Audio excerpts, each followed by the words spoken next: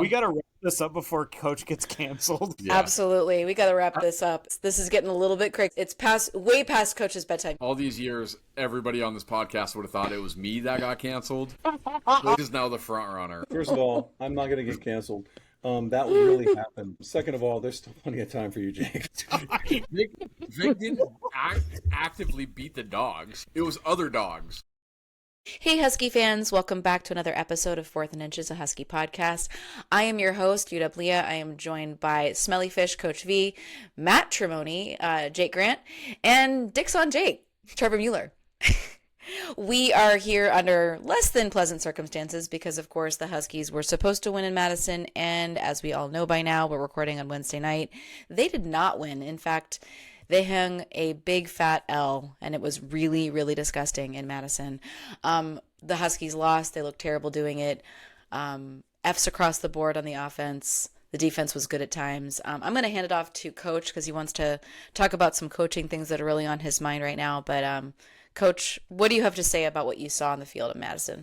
So when I'm at home and I'm watching a lot of times by myself, which is the only way that this can work because I am very vocal and I'm loud and I'm pacing around the living room and I'm second guessing or first guessing everything that's going on. And I can't help it. That's just, I don't have any say in it. I'm just kind of watching from afar.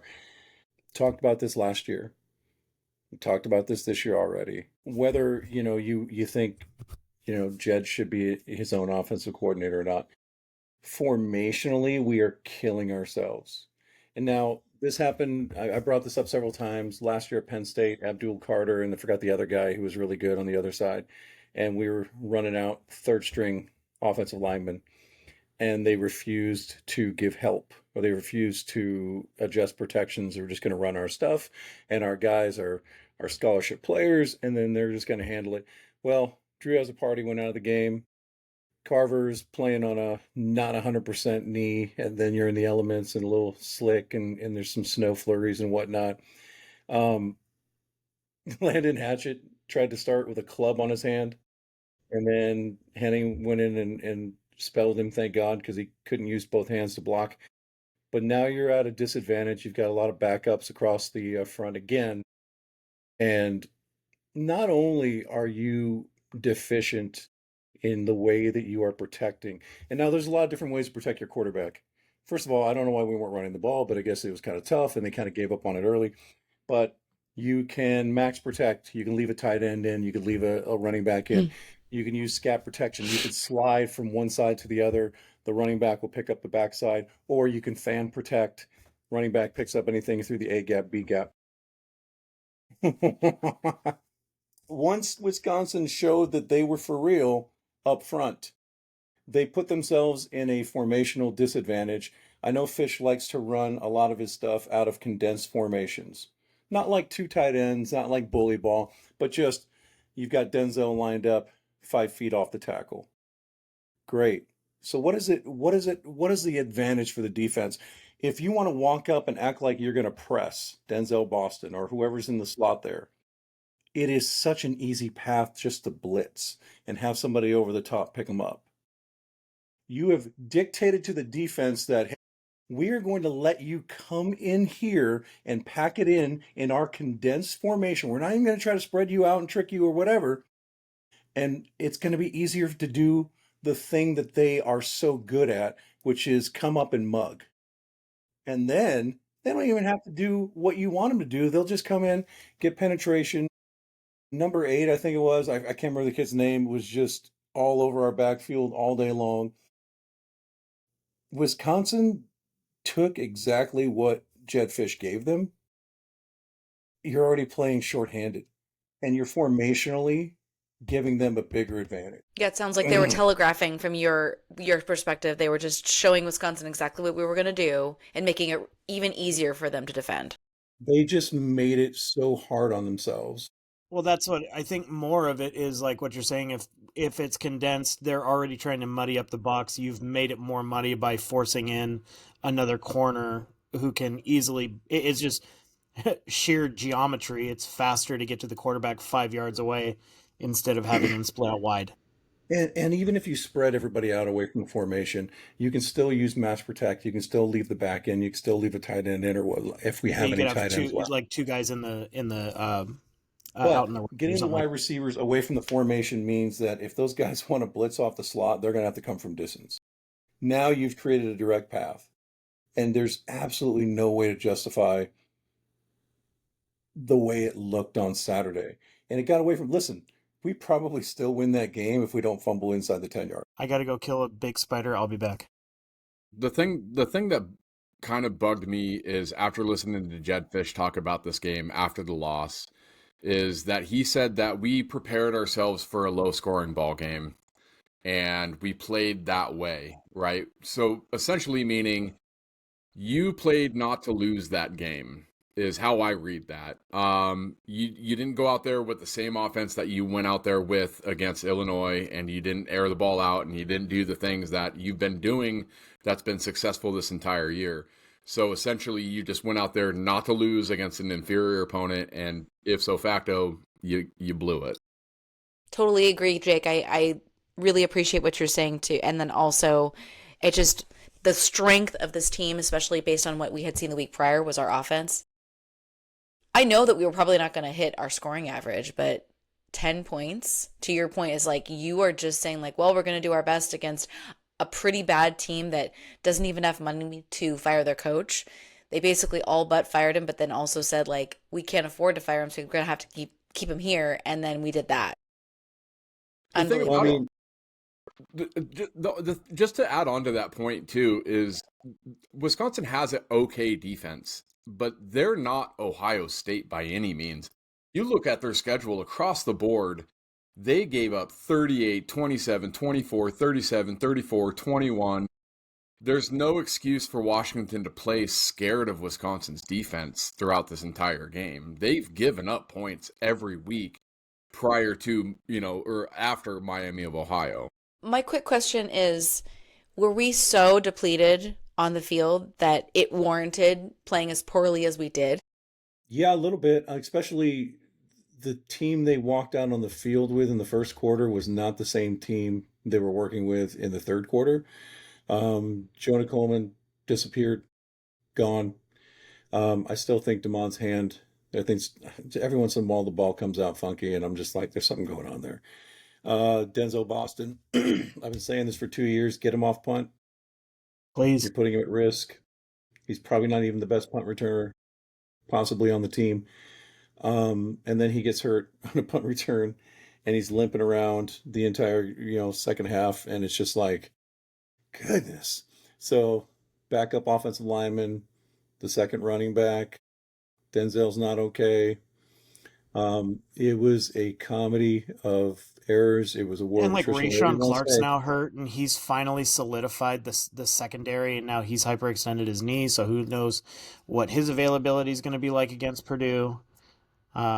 Things are Thank things are God. not awesome. And then you decide to kick the ball in the rainstorm from 50 yards out. Thank God they didn't go through that targeting call on RDA. Otherwise, he wouldn't even be playing. Or I guess he would have been. I think it's at the first half. But Mm-hmm.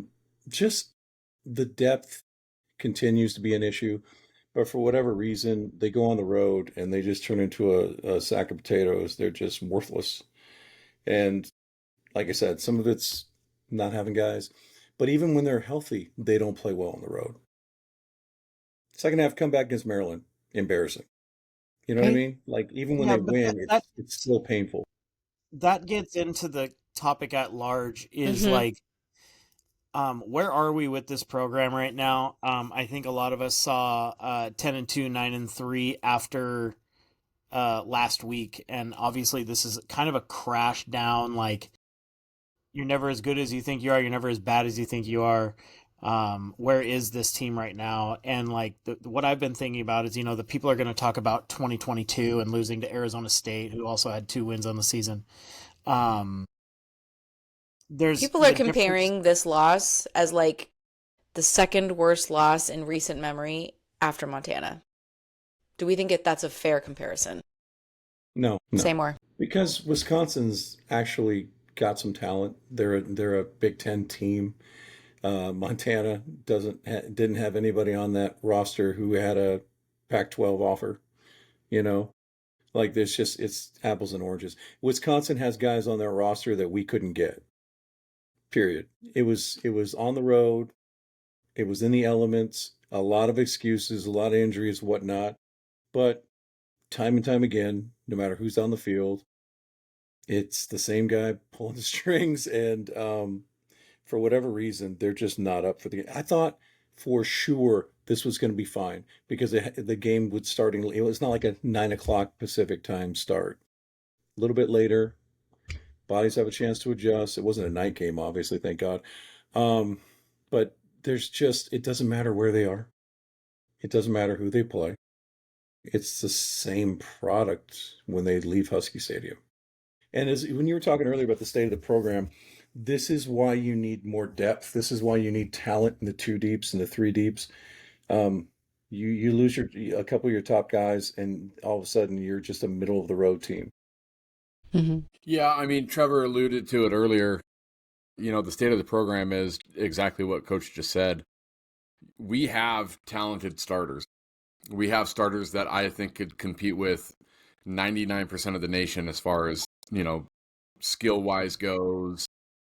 We might not be there on the offensive line yet, but when you start dropping guys with injuries, a starter here, a starter there, a starter in the secondary, a starter in the, defensive line, you lose a couple of your offensive linemen, which you're already not great at. It really starts to show its face versus the Ohio States of the world, even Indiana, who's been working on their depth for a while. Obviously staying healthy is important in football, but if you lose a guy, the fall off that Washington has right now is extraordinarily more than a program that's had a coach for 5, 6, 7 years that's been able to bring his kids in, recruit, develop, and Jedd's just not there yet. We're still probably 3 years away from him being there.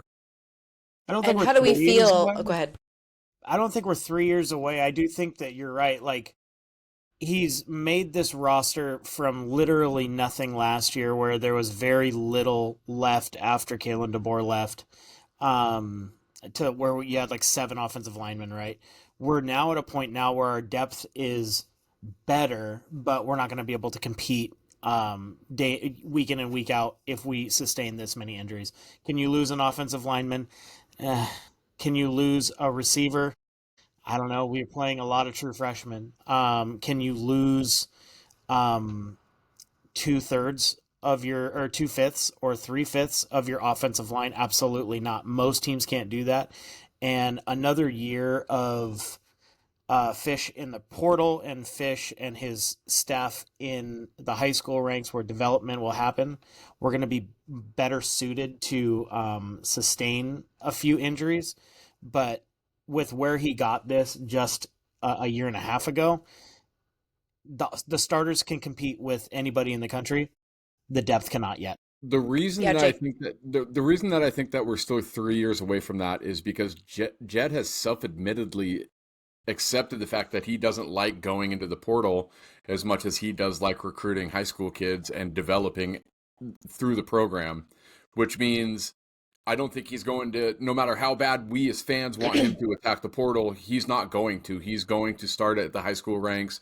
He's going to get the kids that he wants, and he's going to progress them through his program, teaching him the way that he wants to do it, which prolongs a build. I mean, it's facts. He's Yeah, not you're wrong right. because that's what Jedd has said on tape, like when he's directly questioned about these things. And I think that for that reason, like I'd like to believe that Trevor, like he's going to go out into the portal and hit that massively and supplement what we don't have. But his philosophy very much is suited towards recruiting.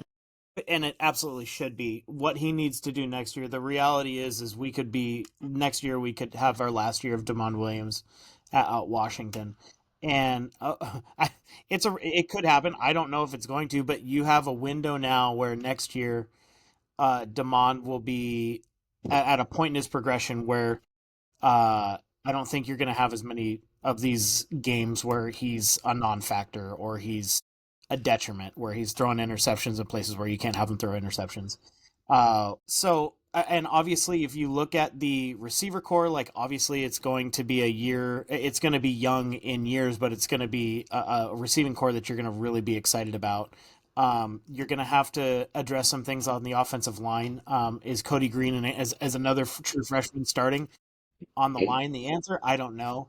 But I think there's going to be places where he's going to have to be choosy about going after some of the top transfers to kind of come in with some of these decent, like pretty good high school classes that he'll have stacked up. Go ahead, coach. So the thing with I don't want to live in the portal. The only reason coaches say stuff like that is because it's the money thing. If if you have a bunch of young guys who aren't ready yet, and by the way, we have like 5 or 6 true freshmen who are playing. Everybody else is redshirting. What are we doing this year? You need veteran players. So looking forward to next year, unless Mason James comes in and is just the second coming of whoever. Who's your wide receiver number 1 next year? Nobody's established as that. So in portal, you might have to go get a number 1. You already needed a number 2 this year. And Omari Evans has disappeared. He's on a milk carton right now in Seattle. I don't know where the hell he is. The running back room, you're going to lose Jonah Coleman. Adam Muhammad is the only returning veteran who's seen any kind of action whatsoever. So are you going to trust him and Brian Bonner and the young guys to carry the load? I love Brian Bonner. Let me tell you, I love Brian Bonner. I don't want to count on him for 20 carries, 15 carries a game next year. He needs to get bigger, stronger. Left tackle, you're losing Carver Willis. This is always going to be a 1-year thing. Cody Green, if you start him, he is an 18-year-old starting left tackle in the Big Ten. You know exactly how that's going to go, ups and downs. Mm-hmm. Right guard. Somebody like Pocky is going to step up, or Champ, or somebody like that, and you're going to still be super young on the offensive line. And Drew has a party, probably comes back at right tackle. He's got another year eligibility. I think he's looked better this year. Yeah. Like, we gave him a lot of crap, but he's actually looked better this year. 2 corners leaving. Your 2 starting corners are gone, who you already portaled in. One of them you had 2 years, one of them you only had 1, and he missed like the first month of the season, basically. Who in the depth is stepping up in those 2 roles? Are they ready yet? Probably not. So here in the edges. Oh my God, the edge room. So here, unless you play a bunch of true freshmen next year, you're going to have to go and get these guys, and that's not Right, cheap. because right now you Oh, by the still way, have the youngest team right now. yeah, and you still need a safety. RDA and Clark, who's going to play, a version of that, like the nickel or whatever. The McKell position needs to be solved. I don't know who on the roster fills that role yet. There's guys, obviously. And I think McLaughlin's coming back too. So that's one. But the first year, the staff got a pass because of just the shit show of, the roster churn.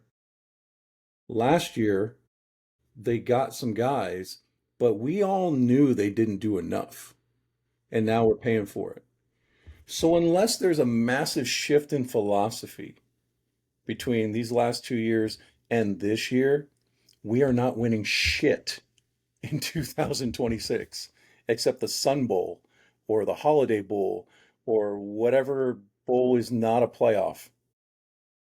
I'm just telling you right now, this is a laundry list. This is a shopping list that is very expensive, and you got to find the right guys, and everybody else wants them too. T.I. Umakas and Coleman Brusa and Mason James and Cody Green are all going to be playing significant snaps next year.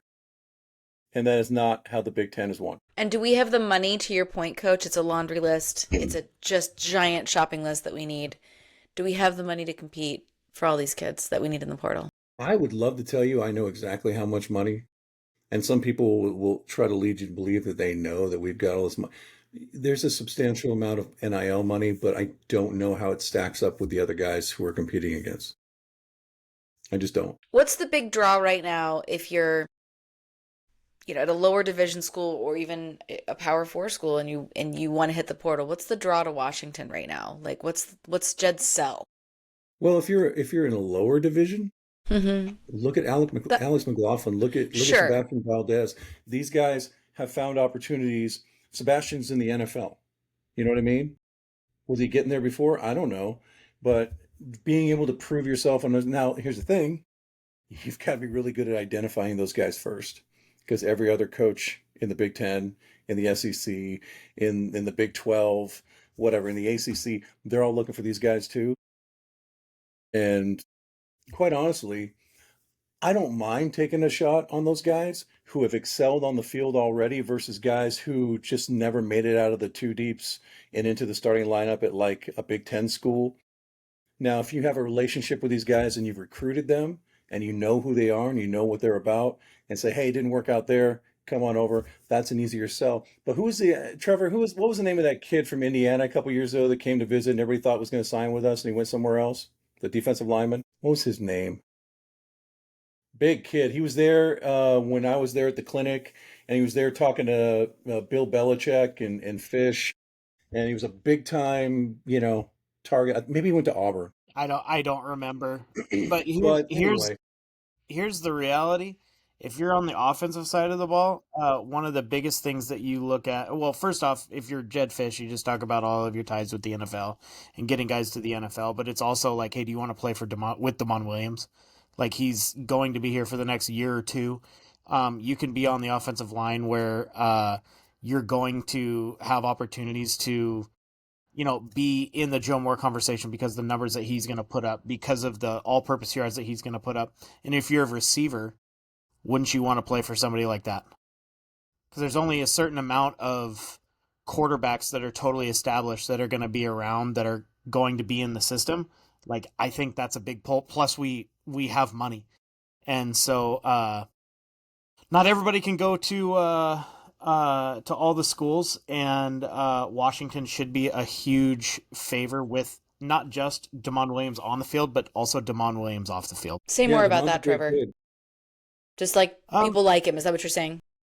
People really like him. Like Oh yeah, see what he did at like the Manning camp. See what he did to opposing high school coaches that coached against him, and you'll see like everywhere he goes, he's talked about because he's an electric personality. Like watching him at practice, everybody loves talking to him. He's a really good teammate, and if you're in the huddle with him, like you have a chance to be a part of a big play, whether it's with his legs or usually Yeah. with his arm.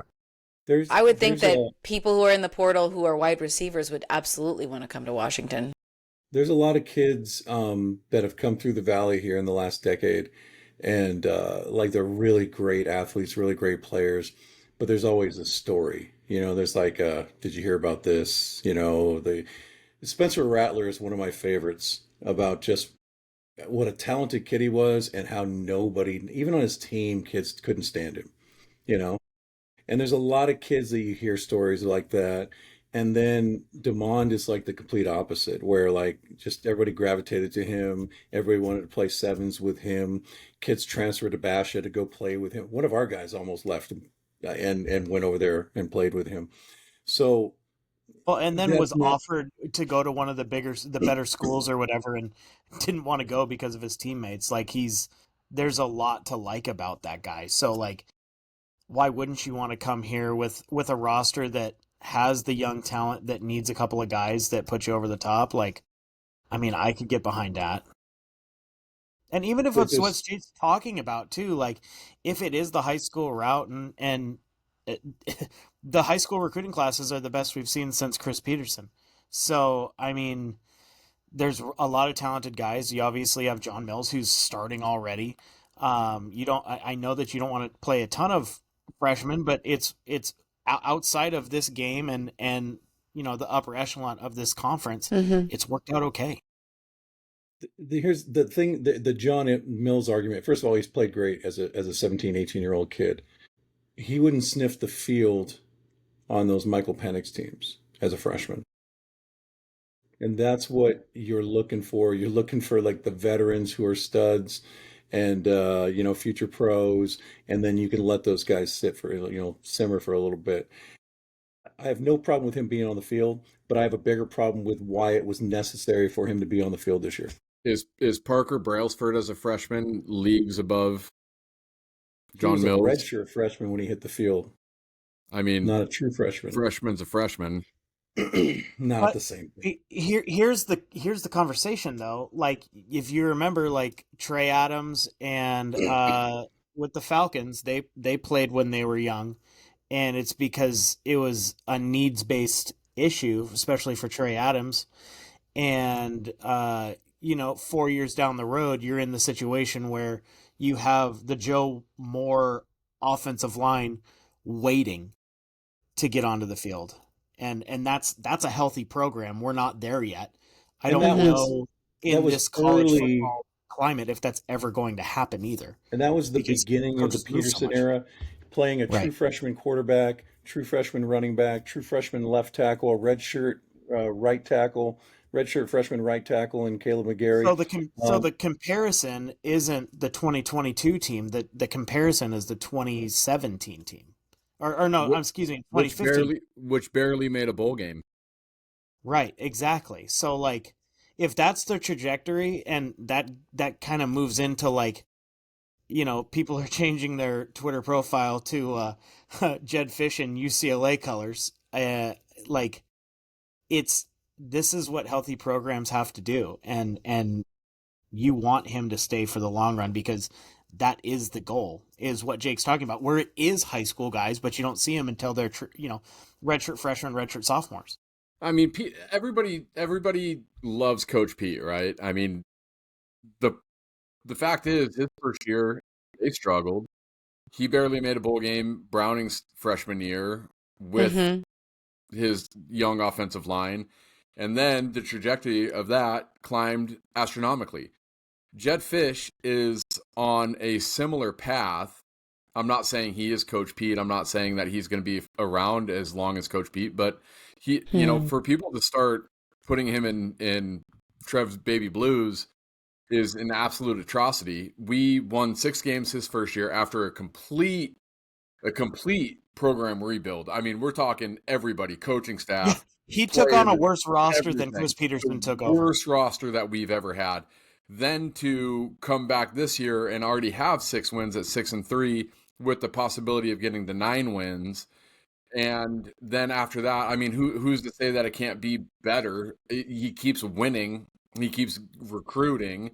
He's on a good upward trajectory. So the fact that people are starting to panic is it's kind of crazy to me. Yeah, I think that's a great lead into the one of the bigger questions that I had for today's pod, which is there's a lot of criticism about Jedd Fisch right now. And frankly, I'm not sure if it's merited. I think there are pros and cons to the criticism, but I think if you just look at the facts of wins at home, wins on the road, like I feel like you're not a competitive team if there's just such a Jekyll and Hyde of how you perform away from Husky Stadium versus how you perform when you're at Husky Stadium. And so let's open up the discussion about, is the criticism and calling for the firing of Jedd Fisch, is that fair at this junction in time? No. I mean, I already made my point against that, right? Mm-hmm. Mm-hmm. The road woes, I know that he has talked to the Seahawks head coach McDonald about, you guys are so good on the road. We have not been good on the road. What are you doing to help yourselves on the road? What are you doing to prep for road wins? Keep doing that. Keep reaching out to coaches that are in the NFL. Keep reaching out to sources. The best coaches in the world, and I'm speaking from experience with basketball because that's what I know kind of the best. The best basketball coach in the world, Coach K, Roy Williams, all these guys always had somebody on the bench that was 20 or 30 years their elder that knew more basketball than they did. And they'd always lean on them and ask them what they thought. At the end of the day, Coach K was the chief. He was the chief operating. Mm-hmm. He was the one that was calling all the shots, but he had somebody next to him that knew as much or more about basketball and had a different perspective of things than he did. That's exactly what Jedd Fisch is trying to do with Coach McDonald. And the more that you lean on those guys like Bill Belichick last year, like McDonald this year, it's going to help you and your brain figure out ways to fix the problems that you have. As long as you don't ignore the problem and you try to attack the problem, you're going to eventually fix that problem. I will say, going back to, the Coach Pete thing, 2015 was that transition year, but holy crap, were they loaded on that young, like freshman, sophomore level. Just think about having Vita Vea, Elijah Qualls, Joe Mathis, Keyshawn Vieira, Azim Victor, Dante Pettis, John Ross, JoJo McIntosh, Kevin Kane, Jordan Miller, Sidney Jones. I mean, these are all a bunch of like future stars. And I'm looking on this roster right now and I see flashes, like a few guys that we've already highlighted, some of these freshmen and sophomore guys that are really, really good. And then I see like a whole lot of question marks. We have no idea if any of these offensive linemen are going to pop. We have no idea. I like some of these players. Like, I love them since their film. But until I see Omar Khan rip a kid's head off on the field, I mean, we don't know yet. And guys like Macon and just guys that you think are going to be really good, but you don't know. And that's the scary thing, is like waiting for all these guys to pop. Maybe by the time they all arrive, Devon's gone. You're starting over with a new quarterback. You're starting over with it's like you want to get kind of everybody in the same 4 or 5 year window if you're going to make a run. Because we are not Ohio State. We don't just reload with 5 stars and high 4 stars every single year. We've got to do it strategically, but we absolutely need to hit in the portal. I see your point about all of the guys on that 2015 roster, but those guys did not come into Husky football as 5-star can't miss prospects. Vita Vea himself was a 3-star prospect that was a question mark, just like some of the guys on the roster right now. There's a lot of those guys. Qualls was also a 3-star guy, if I'm not mistaken, that wasn't a can't miss prospect. There's a lot of these guys on this roster right now that could just as easy in 3 years, we could turn around and go, holy shit, John Mills and these guys and, that guy and this guy and the Brusa brothers. And, there's all of these guys that could end up having the same career as all those guys on 2015. Yeah, I was just going to add to that, though, just as a counterpoint, that if we don't lose to Wisconsin, if we win and we look good, Jedd has been in like these coaching lists, and like he has not unequivocally until this week's presser said, I am the coach at the University of Washington. I'm happy to be here. He has had multiple opportunities to say that. And so that, coupled with the performance in Madison, I think has Husky Football Nation rightfully upset and feeling like, is he even all here? Well, that's what happens when you're not negotiating a contract, but that doesn't mean that other folk are. And so if you stay non-committal, that price goes up. I think that price, losing to a 2-win Wisconsin team that is probably going to win only 3 games this year, that there goes your leverage. So like, he wasn't going anywhere to start with anyways. And I think this just maybe if there's an extension, maybe the number's smaller, or there isn't an extension. The whole thing with coaching carousel rumors is that half the time it's just to pump up your own situation, right? Like if if you're in a relationship and you want your partner to pay more attention to you, make it known that, hey, the girl at the gym was kind of flirting with me. You know what I mean? I felt kind of uncomfortable with that, but I think I'm starting to look pretty good to other people. Maybe you should just step up your game a little bit. Or it's just Jason Shear saying everything. That's possible too. You're not wrong. So the thing is, like, if all that interest would have generated a better buy-in for the NIL and like getting him the resources he needed to build a true roster, I'm all for it. I don't care. Listen, I'm a very small donor compared to anybody else out there in the University of Washington, landscape. I give a few bucks here and there. Listen, I just hope you spend it wisely on a defensive lineman that can rush the passer. but the funds that are available, I know we don't have Oregon money. We don't have Texas A&M money, but I mean, we could get closer. That'd be nice. And if there's a way to leverage your position, say, hey, I need more so I can go win you guys more games. I'm all for it. Mm-hmm. So we're Yeah, all in agreement it's that Jedd Fisch should be back, and it's kind of silly at this point in year two. I'd love to hear if anybody has a differing opinion. I'd love to hear it. You want to start over again? I don't. I would if it was the wrong guy, but I really truly do believe that he is building something that, if he's here for an extended period of time, could be something that could be sustainable. We just haven't seen it because I think Jed as a head coach CEO would be ideal. But hey, listen, I know what it's like calling plays and just the when you don't do it, you know, you kind of feel a little bit disconnected.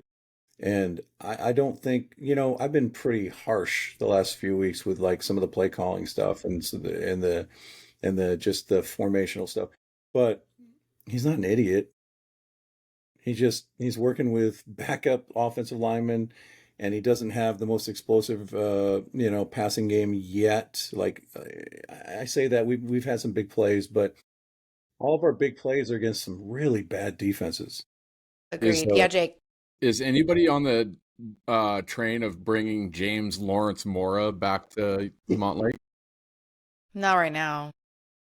Jim I Mora mean, What Jr. he's kind capacity? of No. got UConn rolling a little bit. I mean, As a Hey, head I just coach? my struggle is that I feel like there's a from certain sect of fans inside our Husky community, there's a lot of toxic positivity, which is just as I feel like bad for morale as toxic negativity. And that like, oh, the best thing that you can do right now is donate to the University of Washington. I'm like, I'm sorry, with what I saw on Saturday, I am not inspired to open up my pocketbook and give money to the program. That is not inspiring to me. so I guess my only argument for bringing Mora to town Hmm. is that he's a UW guy. What would his role It, be, Jakey? As the head I, coach? yeah, I mean that's what we're all talking about, right? Okay. Let's in a vacuum here. Let's talk about Jedd Fisch leaving for Florida. Do we kick the tires on Jim Mora, Jim Mora's not even in the knowing top that he'll eight. want to be here for the next 15 years, guaranteed, no leaving. He'll never want to leave this program. Jim Mora's pushing 60 now, isn't he? Like, Yeah, I mean, Coach Pete's pushing 75. and he's not coaching. No, Pete Carroll. Oh, He's only so 73, Jake. is he really I said coaching? pushing 75. Is he really coaching? No, Jim Mora, I guarantee you doesn't make the preliminary list for 64 years UW old. if there's an opening. I don't see that ever happening. Like, it's weird because like the old guard, like I remember Hugh Millen pushing for him years ago, and everybody thought he was going to come, and then he didn't leave UCLA. I think that was so overblown by a few people that it was even going to happen. And he always said, "Oh, it's my dream job, whatever." But then when push came to shove, he didn't want to be a part of it. So I think people who have been around the university long enough know that like that's just not a viable option. It's great that you're having success at UConn, where the expectations are extremely low. But dude, this isn't the '80s. This isn't like this isn't Don James and like um, college football is so different now. And he's like I said, he's having success at a smaller place with no expectations. That's awesome. I'm not saying he can't coach, but he would not be on the list at all. I I really agree with hope you. we I don't have think to. I do not want to do a coaching list. I I I mm, do not want him gone. I think that he is the as long term as modern college football is. He is your answer to get you to a playoff in the next couple of years. yeah. Here's the If question. he can win on the road, I agree with you. If he can win on the Do road. you think where would you all right, so this is a hypothetical. It's an extreme hypothetical. We know that he's had access to funds and it hasn't been like we're poverty or anything like that. It's just been like not up to standard with like the Oregons and whatnot. If you could wave your magic wand and give him the same resources that those schools have, How long do you think it takes Jedd Fisch to win a national championship? If he has the funds next year, you have the Right. quarterback. You have Trevor. try me, coach. Give him more money. I mean, you have your defensive line is pretty good. You go out and you get a can't miss receiver. You have the quarterback. You go buy the offensive line next year. Market I think toxic I think positivity. toxic positivity. I think it's 4 to 5 years if he has This is everything that he has. building. Did That's you just talk insane. about a can't miss wide receiver in the portal? Because I'm pretty sure all of those guys staying where they're at. I mean, Oh, can't miss wide we're gonna get receivers not Jeremiah just fall off Smith? of trees, man. Yeah. Right? He's going to leave Ohio State and come to Washington. For We're the gonna give money him you're 10 talking million. about. We're gonna give him 10 million next year. He's gonna leave the Buckeyes. He's gonna come to UW. Goodness Oh, gracious. Demond and Jeremiah, the stories they'll tell. It's gonna be amazing. Goodness gracious.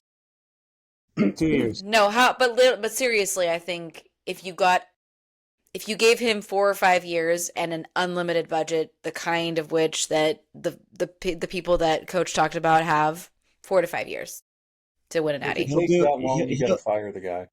Yeah, exactly. He'll win 4 to 5. He needs to win something big What? in 4 What to is 5 he? years, What is he on regardless. the Dan Lanning program? I mean, If the you're rate talking he's about going, Dan I don't Lanning, What's that? believe at this rate he will win anything big, even in 4 to 5 years. man, Sorry. I can't wait to play this back when they win the national championship. I Okay, look Deion forward Sanders. to it. I look forward to it. I will eat crow. I will eat one of my stated hated foods if I am wrong about this. And your title will be Trevor's Right for an Wait, hold entire on. year. If you're Yes. wrong, One of your if you're stated wrong, foods that you don't I like. beard on you and Yes. call you Ryan Day.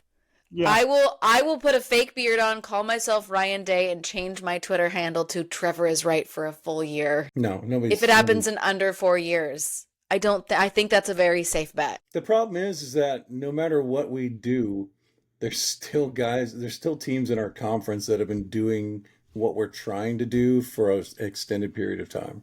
Mm-hmm. So if you can't get out of the Big Ten, like what choice do you have? You've got to win the Big Ten just to be a contender at this point. Which Well- means that you can't drop winnable games. You can't do that consistently, and that's what we've been doing consistently under Jedd Fisch. But you know, Coach, you've said that DeMond Williams, when he's done with his career, be a Mount Rushmore type quarterback at the University of Washington. He's got If you're 2 gonna be years a- left of eligibility. Exactly. So if you're saying that, though, to be one of the best players at Washington at You the gotta quarterback finish in the top position now, four. I mean, look at your mountain there, brother. Like, Yeah, we got to have. You don't get that by winning Holiday Bowls. You've yeah. got to win. Right? Unless Yeah, you're unless you're Cody Pickett. And that's okay. So he's gonna, yeah, exactly. So like that's the situation. If he is going Cody to didn't be win the what I Holiday think, Bowl, by the way. what's that? I was waiting. Cody didn't win the Holiday. He didn't win the Holiday Bowl. Yeah, he lost to Okay. Major Applewhite. Yeah, Ray Williams So- jumping over Chris Massey. So anyhow, if he is what we think he is, they're going to be in the playoff and they're going to have to make some noise. Michael You're Penix gonna Need is the best a quarterback better this supporting program's. cast. I don't see it. I mean, it was better than last year. It's on the trajectory to be better next year. You guys saying 4 to 5 years is insane if you think DeMond is what DeMond is. I'm not sure. I think DeMond is what we thought he is. Well, Leah, let's be fair. Your last viewing of DeMond was that debacle in Wisconsin. The week before, you probably felt a lot differently. Yeah, Jedd can coach in Husky Stadium. Let's see how he does in 2 weeks in Pasadena. But if you say Jedd is the problem, then is DeMond the problem? I Or mean, they kind is of are Jedd not hand in giving him hand a lot right of now. help? They right? are chicken and Yeah. egg. They're chicken kind of and egg. hand in hand right now. I absolutely agree with Leah on this, Trev. As Jedd goes, DeMond goes, and vice versa. If How about we as go the- to UCLA in 2 weeks and we drop another dud, tell me that you think in less than 4 years that this team's going to be ready to roll. There's no possible way. It'll be very easy to do Hold because up. first I'll I add. agree with that. Like Trevor, go ahead. I think it's easier right now to turn your program around very quickly, but we have to see this shit. They have to make an investment. You can't be like, I'm going to bring in our former backup to start at right guard to play with his brother. Like, that stuff can't happen. That stuff cannot be your major move. Trev, go ahead, and So then I'm gonna interrupt you and say my point anyway. Trevor started laughing, and I knew why it was happening, man. that was so fun. Do you guys want a moment to yourselves? Or You were like, Trev, I'll let you go, and then you went. You just kept going. no, you can go right now. All right, I'm here. And it's kind of exactly what you're talking about. This team will go as much as they can construct an offensive line, because if they bring the offensive line that they had in Madison to the Rose Bowl, then they're gonna have a lot of problems. If Drew is back, if Carver's healthy, then I feel really good about it. But if not, if we have Seone out on the right at right tackle and Pocky playing out of position, or Henning playing center, which probably will happen, then it's probably going to be a loss. And that's why they have to construct an offensive line, because this offensive line, if it's good, this offense will be just fine. But right now, they're just not deep enough to be successful. Look, at I the get end of that, the but day, also it's like a little bit. It's like a little bit of a like. Okay, like we just don't have our guys yet. How long is that going to be an excuse? I understand that injuries happen, but like we have not played competitively on the road. at the I end of the get it. day, Everyone at this point in the season is injured, and like this is a cop out to keep saying this. Like It's not we're a injured. cop-out when you started 2 years ago with 7 offensive linemen and you were able to move to this spot. That argument is now moot. It's It not doesn't moot. matter anymore. It's The like a thing cow's is- opinion. no matter how you view It's it, moo. no matter It's how moving. you view it, you need two things to be successful, especially in the Big Ten. You need an offensive line and you need a defensive line, because at the end of the day, you're still going to have to play Iowa competitively. You're going to have to play Wisconsin competitively, Ohio State. How has Ohio State been so successful this year? Because their defensive and offensive lines are absolutely stout. Yes, they have skill position players that are super duper elite, but it starts with the foundation of the offensive and defensive line. So for Washington to be successful, no matter who's right in this argument, I think we all agree that we need an offensive line that can compete against all of those Michigans, Wisconsins, all of those guys, because if not, we've now given them the footprint to beat us, and that is with quarterback pressure, unrelenting all game, and we have to combat that somehow, and that's with an offensive line and being able to get home on the defense. Every win we've had is because our offensive line has been healthy. Every loss we've had an offensive line that's been patched together. And it does feel like an excuse, and it probably is, but I don't care. The fact is next year it should be deeper than it is this year. Losing Carver sucks, but there's guys that you can do. There's guys that can develop into that. You just have to be deeper. If what we say is true, that the literal ticket to showcasing Damon and being the elite team that we think that we are, that we have the tools to be, if we have an offensive line, then go out and get it. If this is like, put your money where your mouth is. You are not so cash poor that you cannot make this happen. And don't be so stubborn about, I really like to develop with recruiting. Great. I think that's wonderful. But you actually, it's not a zero-sum game. You can do both. You can recruit and can also supplement so that those guys who are still young can develop and get ready to play on the offensive line, because they're going to get pushed around as freshmen. You're going to make sure that your beard is like dyed a dark blue every week just to make sure you keep that, because it is going to be glorious when it happens. I can't wait. I honestly, you all know that I love to be proven wrong. I love it because You're going to love milk on your cereal. I can't wait. I can't wait. Mm. I can't wait for that to happen, because if I'm proven wrong, that means we're sitting here talking about a national championship. And I don't care if I'm eating cereal with milk if that happens. Truly, don't care. And bring it on. I want to be proven wrong. Are we going to So- beat Purdue? Yes. You and me, We adopted coach's thing. We don't go to losing games. It's just not how it happens. It's not in Lafayette. It's in If it Seattle. was, I'd be worried. I'll tell you that Yeah. much. Listen, when we're talking about our offensive line and just hoping, praying that we get guys in there who are just going to be mainstays and whatever, the Justin Hilkemas, those type of guys, the champ Leah, I'm butchering his name, that's fine. Crushed it. Low and Coleman Bruce's, these are the guys, Jake Flores. These are the kind of guys that, they're all redshirt freshmen, sophomore types.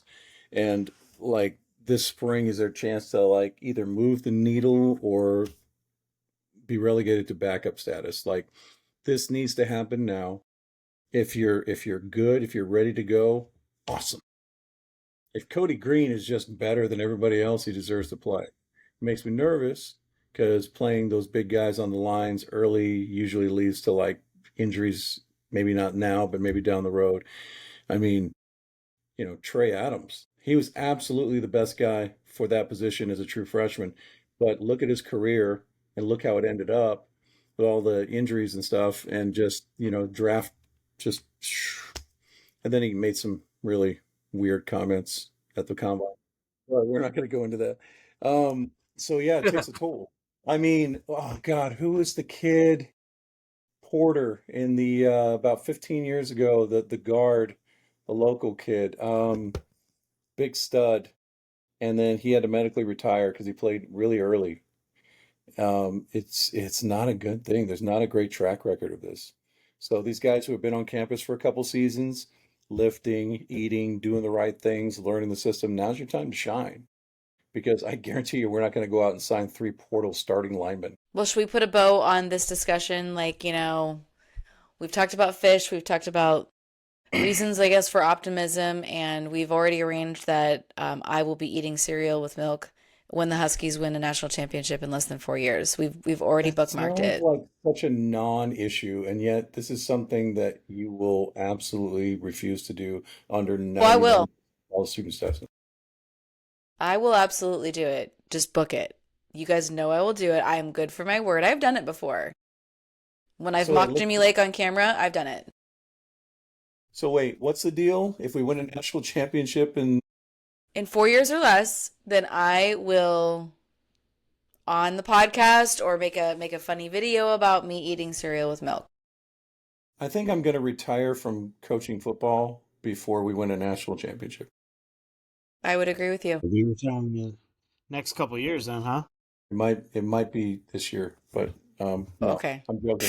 I'm joking. So we want to talk about previewing Purdue real quick? Yeah. Sure. They're not very Coach? good. We usually beat bad teams. Let's beat Well, we this definitely one. beat them at home. So It's at Husky Stadium. I feel pretty good about this game. Coach, how do you feel?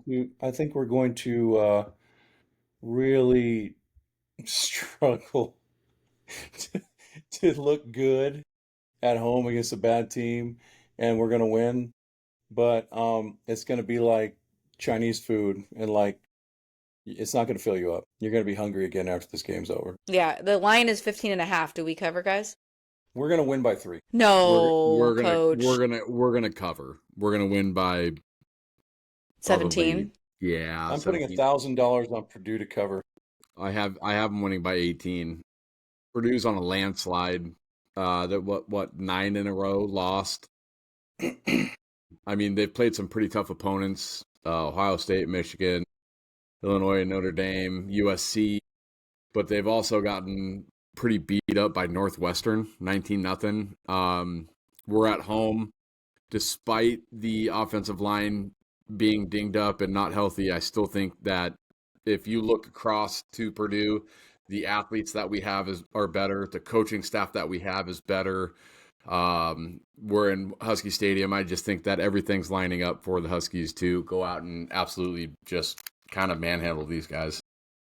Yeah, this is also a Ryan Walters revenge game. This is the program that decided to move on from him. This defense is playing well. The offense they're about to see is not very good. Wisconsin didn't beat Washington because of the defensive effort by Washington. It was all on the offensive side of the ball. The defense did their job. They're going to continue. I do predict that Penn State's quarterback will be the leading passer of that team instead of their punter. But yeah, I have this game like 35-10. Purdue, like last time I watched them was against Michigan a couple weeks ago, and in the last couple weeks, they just hung around. They weren't doing anything special. They're just kind of hanging around. And I've said it so many times that Michigan's not that good, but Purdue's supposed to be awful, and they hung with them. I think they'll make it a game. Honestly, if we can just get back to being explosive offense, we're fine. But if Purdue comes out and takes a page out of Wisconsin's book and just lives in our backfield, then it's going to be a slog. Like I said, we shouldn't have lost that game no matter what. We turned the ball over like inside our 10-yard line, and that was the ball game basically. And our offense couldn't do anything, and the weather sucked, and blah blah blah blah blah. You know, it'd be helpful. You know, it'd be really helpful in the Big Ten is if you have a big, nasty offensive lineman and a stable of running backs that can keep you out of situations like that. But whatever. Well, the good news for the Huskies is it's going to be another terrible weather game at Husky Stadium this week. So be prepared, Jedd. Don't wear cotton and look like you lost your puppy on TV. So, yeah, I think the Huskies are probably going to get well, if not only for Ryan Walters. I think that he has this game circled on his calendar. Of course, like, you know, obviously we always want to beat Oregon, but for him, this one's personal. I think it's similar to, I think, what Trevor, I like, it's like something like 35-14, something like that. We're going to cover, but they're also going to hang around for a little bit. I think we're going to pull away in the third quarter. So around the country, we've got some. What was that? Jake's buying dicks after the game. Love it. He means hamburgers, kids. So around the country, we've got a couple of interesting matchups. Louisville is hosting Clemson. Louisville's number 20, and they have 2.5 points at home against Clemson. Louisville's kicking their ass. Yeah. I think Louisville wins by 14 minimum. My coworker's going to Vegas, and he wants to do a pretty big parlay, like a 10-game parlay. I had Clemson actually winning this game. Money line Clemson winning this game, and then last second I chickened out. I don't think I still don't think they're good. I think that's the right call. Yeah, I think Louisville's going to win. Future Husky coach Jeff Brom leads them to victory. Hey, how about Cal beating them last week though? Yeah, that was pretty crazy. Future Husky coach Justin Wilcox, according to John Wilner, always. Love me some Wilcox. I bet you do. That was pretty good. Wilcox, Woncox, Trevor and Ford. Yeah, Clemson's broken. I think Louisville gets right after getting beat by the woke agenda. We love that. Number 2 and surging Indiana. Hosting Wisconsin.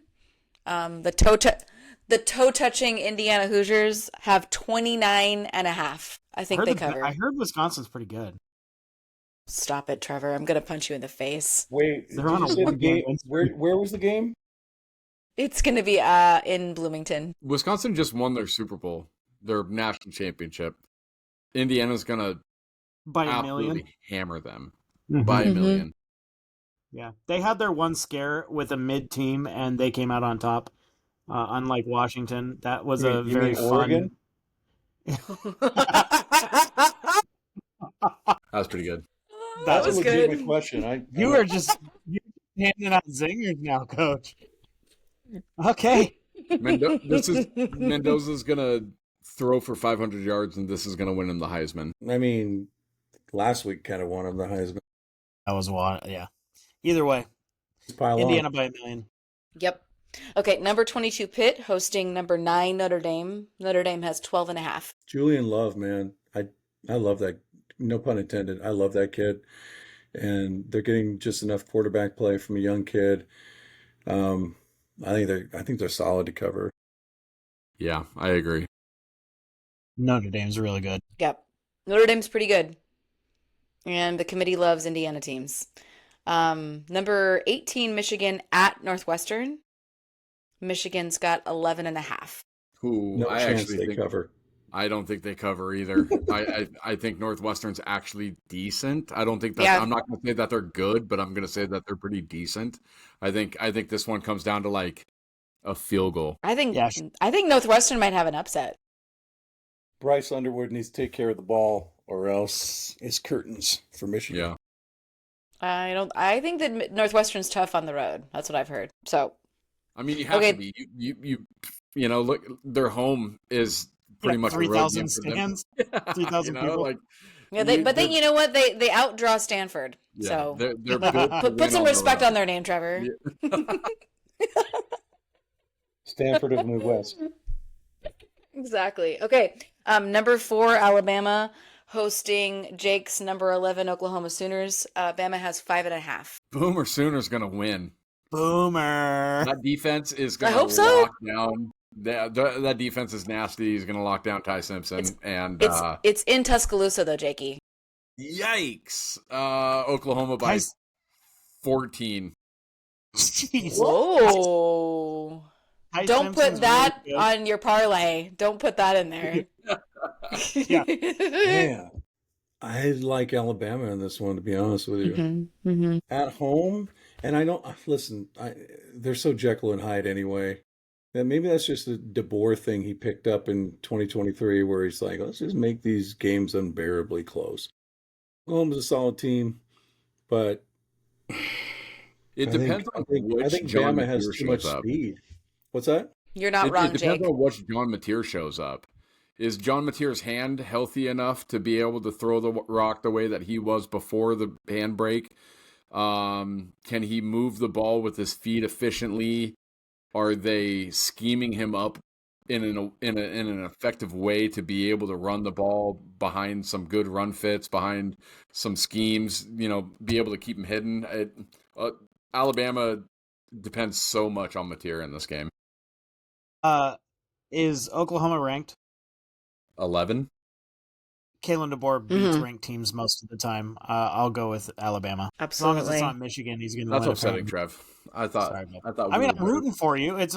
I thought we were better than that. Nope. I'm betting with my mind, not my heart. You had a barbecue and didn't invite me? Come on, Tamika. Hurt my feelings. Shameful. All right. Number 1, Ohio State hosting Trevor's Baby Blues. Buckeyes have 32.5. Oh my goodness gracious. This is one of the games that we did bet on, and I actually have UCLA to cover because that is an insane amount That's of a points. really big. And I don't think Ohio State airs it out enough to be able to put that much of a whooping on UCLA. All it's going to take is a little bit of magic from Nico Ramalama Ding Dong to just possess the ball, score some points, and keep this under a 30 burger. But I will say this.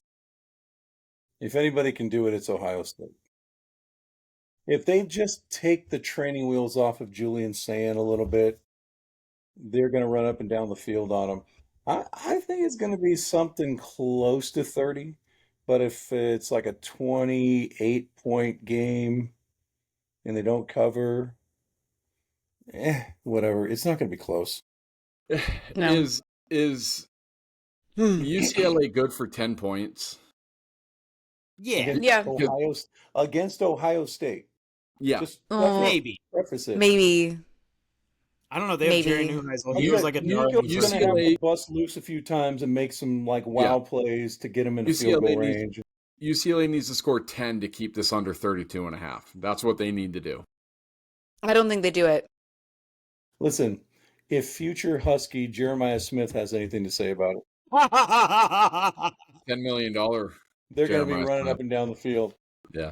Dude, 11 p.m. coach is pretty loose. Oh my gosh. All right, and then finally, number 5 Georgia hosting Texas. Georgia has 5.5. Yeah, I mean Georgia's Horns down. Yeah, Georgia's Texas's daddy. You know, there was twice last year where Texas is like, oh, this is it. This is the one. And then Georgia just does what Georgia does and absolutely beats the brakes off of Texas. Sark's going to do what Sark's going to do. Sark is going to Sark, right? Well, what Georgia is basically Sark's version of the Huskies, because Sark doesn't beat dogs. Mm-hmm. Yeah. He's no Michael Vick. We're on one tonight. I don't feel good about that one. Well, right, we got to wrap this up before Coach gets canceled. Yeah. Absolutely, we got to wrap this up. This is getting a little bit cray cray. It's way past Coach's bedtime. Yes, Jake. All these years, everybody on this podcast would have thought it was me that got canceled. Coach is now the front runner. First of all, I'm not going to get canceled. That really happened. He did time. Second of all, there's still plenty of time for you, Jake. Time. Vic didn't actively beat the dogs. It was other dogs. So you're defending Michael's behavior? Is that what you're saying? Oh my God. Jake is so canceled. It's not even funny. Guys, do the thing. Do the thing and get me. I gotta wrap this up before one of us actually does get canceled. So if we're not canceling Leah for her cereal with no milk take, then we're not canceling anybody. Come on. Shut up. Hold on. That's a whole nother podcast because she is right. Yeah, Trevor and I are united in front on this, and we can at the end of the season we can have a food takes podcast and invite the Sound the Siren fellows on the podcast to talk about this. But with all that said, thank you guys so much for listening to another episode of 4th and Inches a Husky podcast. Be sure to not only check us out on Spotify and Apple Podcasts or wherever you listen to your podcasts, also on YouTube at 4th and Inches a Husky podcast. Look for all 4 of our faces. That way you know that it's real and not 3 years ago. So for Coach V, Trevor Mueller, Jake Grant, I'm Leah. That was a horrific loss and has shoved many of us into existential crisis about Husky football. But we can always hang our hat on the fact that DuckZone 503 is no longer on Twitter. Ooh. Luckily, we know Jedd can win in the friendly confines of Husky Stadium, so we can enjoy that reprieve this week before we hit the panic button next week in Southern California. So let's get well, beat Purdue, go Dogs. Go Dogs. Go Dogs. Shout out Snort Laughing. Shout out J-Cap. I really wish that we had... Sign Josh Naylor.